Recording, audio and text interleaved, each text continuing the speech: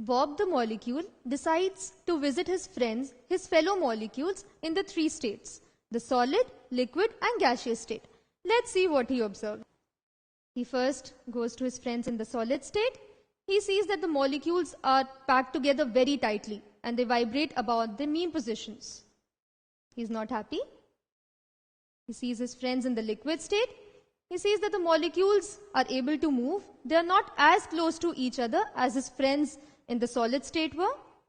And in the gaseous state, he observes that the molecules are freely moving in the room. They are very far apart from each other, and so he happily joins them. So this is what happens in the three states of matter. In solids, the particles are packed together very tightly. They are very close to each other. In liquids, the particles are not as tightly packed to each other as in the solid state. The spaces between them are a little more than the solid state. And in the gaseous state, the particles are quite far away from each other. The spaces between the particles is much more as compared to the liquid and the solid states. Let's recall the kinetic theory of matter, the postulates that we've studied. So we know the particles of matter are very small. They have spaces between them, which we call interparticle or intermolecular spaces. The particles always attract each other by a force known as intermolecular force. And the particles are constantly moving. These are the postulates of the kinetic theory of matter. And this theory holds true for the three states, that is the solid, liquid and gaseous state. Based on this theory, we get the kinetic model of the three states. So this is the kinetic model of the solid state, according to which the particles in the solid state are very close to each other and they vibrate about their mean positions. So let's see. Since the particles in a solid state, they are very close to each other, the intermolecular spaces between them are very small, and that is why they attract each other. That is, the intermolecular forces between the particles is very strong. So in solids, the intermolecular spaces are small. That is why the intermolecular forces are very strong. Let's see the kinetic model of a liquid state. So this is the kinetic model of a liquid state, in which the particles are not as close to each other as in the solid state. They are able to move a little more freely than in the solid state.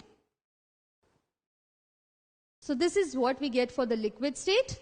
In liquids, the spaces between the particles are larger as compared to the solids. So the intermolecular spaces for liquids are larger as compared than solids. And that is why the intermolecular forces, that is the forces that attract the particles to each other, are weaker as compared to solids. In solids, the particles are very close, intermolecular forces are very strong. In liquids, the particles are not as close to each other as in solids, so the intermolecular forces are less than in case of solids. Since the particles of a liquid are away from each other, not as close to each other as in solids, that is why liquids do not have a definite shape and they flow. That is why liquids are known as fluids. Let's see the kinetic model of gaseous state. We know in the gaseous state, the particles are freely moving. The spaces between them are very large. So the spaces, the intermolecular spaces between the particles of the gaseous state are very large. That is why the intermolecular forces between the particles of matter of the gaseous state are very weak. The gases have a very weak intermolecular force of attraction. And that is why, since they have a very large space between the particles, the intermolecular spaces are very large, intermolecular forces of attraction are very weak. This is the reason why gases occupy the entire space that is available to them. So in a room, they occupy the entire space, the entire room, because the particles are very far apart from each other. So here, we'll perform an experiment. We'll try to check for the compressibility of the three states. In the first test tube, we have a solid piece of wood. In the second test tube, we have a liquid, in this case water. And in the third test tube, we have a gas which is enclosed in the third test tube. They're all cogged initially. Now we'll try to compress them. We'll bring a piston and we'll see how much are we able to compress these three states? So let's see. We first compress the gaseous state. You see that it is compressed to a great extent. Now the solid and the liquid state.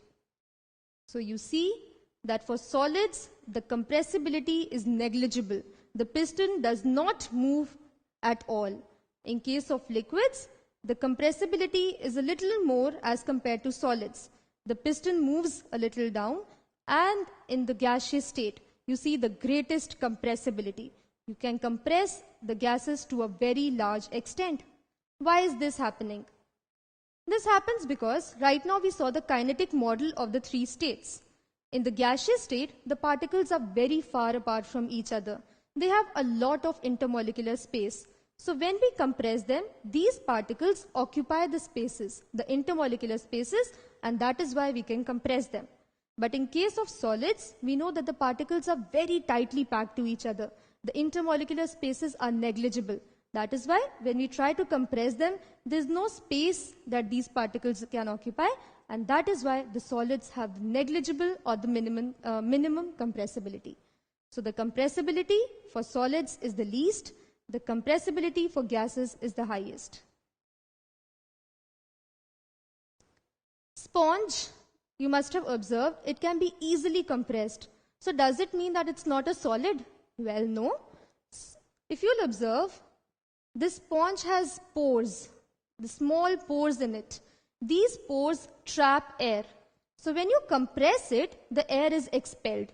It is because of the expulsion of air that we can compress a sponge, and hence it is still a solid.